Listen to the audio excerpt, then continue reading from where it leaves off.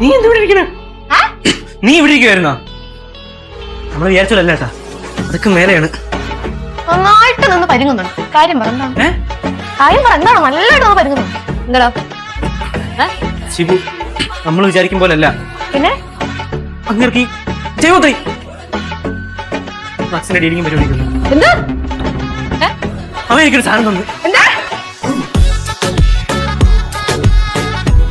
എന്റെ ദൈവമേ, കേശവ നീ എന്തിനുള്ള പുറത്താടാ? എന്തോ പാക്കടത്തേക്ക് പോന്നെ.